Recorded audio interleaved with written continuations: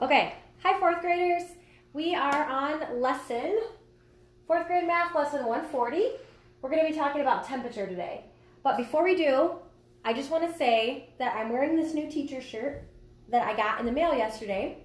And it's really, really soft and it fits me perfectly and I love it.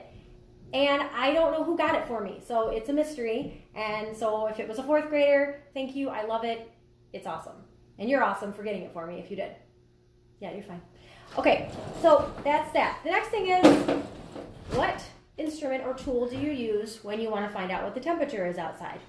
I am recording this on Friday, and it was snowing a little bit earlier, so it's really cold out there. And it's actually kind of chilly in my house as well. But if I want to know that, what tool do I use? Do I use a yardstick? No. Do I use a pencil sharpener? No. Of course, I'm being silly. I know you guys know. We use a thermometer.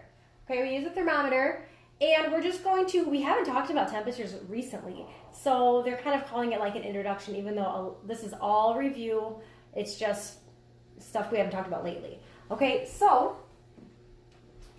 remember that when you are using a thermometer, the little dashes, you count by twos. Okay, so along the side, they'll have like counting by tens, that's easy. And then if you're not right on a 20 or a 30 or 40, you start counting the little marks by two. So this would be 30, this is 32. I purposely set it for 32 because 32 is a famous temperature that you need to know. Also, don't judge my coloring. It's hard to do it with dry erase markers. And my mercury is pink because I don't have a red dry erase marker. But, so the other thing about temperatures is when you show it, you use a degree sign, and a degree sign, like if I am going to say 32 degrees, it's just this tiny little circle. And then that's Fahrenheit. We'll be talking about Fahrenheit, and we'll also be talking about Celsius, which is the letter C. Okay, so let's just remind ourselves, and all these temperatures that I'm going over with you right now are on your worksheet today, right on the top, so all the answers are there. But the freezing point of water in Fahrenheit. At what temperature will water freeze? Say it right out loud so that you burn it into your brain. 32 degrees. Hopefully you said it. Keep track of how many of these you get right. I think there's 6 of them. Next, freezing point of water in Celsius. If you're using the Celsius scale, at what temperature does water freeze? 0 degrees.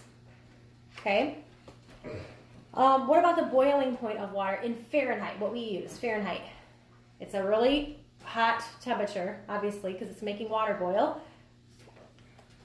212 degrees. Hopefully you said 212 degrees Fahrenheit. At what temperature does water boil in Celsius? 100 degrees. Okay, and then the last two are the body temperatures, normal body temperature in Fahrenheit and Celsius. You've known these in the past, so let's see if you still remember them. When your mom's taking your temperature with a Fahrenheit thermometer, what does she want it to say? 98.6 degrees Fahrenheit. That's your normal body temperature. And if you switched your digital thermometer over to the Celsius scale, which I think you can do that, what would you want it to say? What is normal body temperature if you're using the Celsius scale? 37 degrees. That one might have been the most tricky in the list. So 37 degrees. Everything we just went over, like I said, is in the information box on your worksheet for lesson 140. Okay? Pause this and go grab a pencil and just a blank sheet of paper. I want to practice some decimals with you. Okay. I'll put them up on the board afterwards. But I want you to be doing these. I peeked ahead at your test that you're taking later on this week, and you're going to need to be able to write decimals. So this is really good practice for that. Okay, so 2, 3, 4, 5, 6, 7, 8. There's 8 of them that I'm going to be giving you. So I will say it, and just remember, this is a decimal answer. It might sound like I'm saying a fraction, but if you know your place value in decimals, these are decimals. So the first one I want you to try is 7/10. Next, 13/100. Next, 6/10. 6/10. Next, 14,000. 14,000. Next, 9/10. 9/10. Next, 2/10. 2/10. Next, 21 hundredths. 21 hundredths. And the last one, 78 hundredths. 78 hundredths. Okay, let's check over and see how you did. The first one was 7/10. So I told you these are all going to be decimals. Decimal point, and then I just put a 7 in the 10th spot, which is the first spot to the right. That's 7/10. Then I said 13 hundredths, okay? 13, but it has to be in the hundredth spot. Is it? Tenths, hundredths. Yes, that's 13 hundredths. Okay, the next one was 6/10. So the 6 is in the first spot, tenths, 6/10. Then I said 14 thousandths. Okay, let's talk about this one for a second. First of all, if you got that one, definitely pat yourself on the back. If you didn't, let's talk about it. Okay, I said thousandths, so that's tenths, hundredths, thousandths. Watch this. If I would have just done that, what is that? That's 14 hundredths. If I would have done this, that's 140 thousandths. That's not the same. That's not equal. So that's not it, and that's not it. Okay, so you had to put your 0 here to scoot the 14 over so that when you're looking at it, you can read it this way. 14 thousandths. Okay? All right, next, 9/10. 2/10.